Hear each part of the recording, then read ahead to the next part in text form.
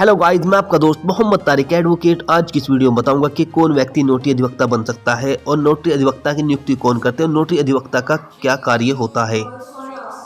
Notary अधिवक्ता की नियुक्ति नोटरी एक्ट 1952 के तहत स्टेट गवर्नमेंट या सेंट्रल गवर्नमेंट करती है।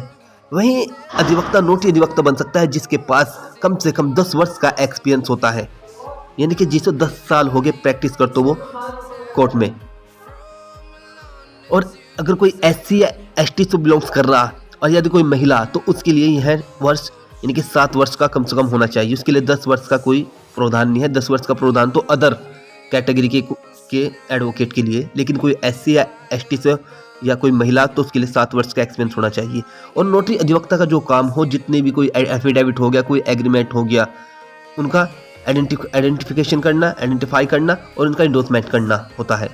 जितने भी कोई भी कोर्ट का कागज होगा, जो भी नोटरी अधिवक्ता होता है वह फिर केस नहीं लड़ सकता कोर्ट के अंदर, लेकिन हाँ जितने भी उसके स्टाम्प वगैरह जो भी हो गया, उसका किरानामा एग्रीमेंट हो गया या एफिडेविट हो गया, अन्य ऐसे बहुत से कोर्ट के डॉक्यूमेंट हो जिसको वो क्या करेगा, जिनका वो वेरिफिकेशन करेगा, अटेस्टेशन करेगा, ठीक है, और उसका आइडेंटिफिकेशन करेगा।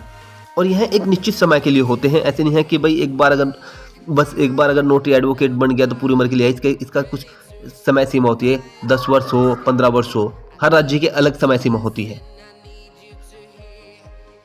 नोटरी अधिवक्ता को सरकार द्वारा एक रजिस्टर भी दिया जाता है जिसमें वह लेखा जोखा करेगा, इस बात का लेखा जोखा करेगा भाई कितने एग्रीमेंट उसने किए, उस पर उसका नाम, पता, लेने वाले का, देने वाले, किसी भी तरह का कोई भी एग्रीमेंट हो, चाहे वो बाइक का हो, कार का हो, किसी मकान का हो, किसी दुकान का हो, किसी भी संपत्ति का हो, तो उसमें वह लेखा जोखा करेगा कि किसने खरीदा, कितने बेचा और दोनों के हस्ताक्षर कराएगा।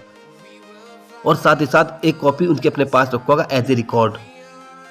और यदि नोटरी अधिवक्ता किसी भी तरह कोई भी फ्रॉड काम करेगा या किसी भी तरह कोई एग्रीमेंट झूठा बनाएगा या किसी भी तरह का किसी भी उसमें अगर वो करता हो तो उसे नोटरी अधिवक्ता के पद से भी हटाया जा सकता है और उसके खिलाफ भी मुकदमा दर्ज होगा।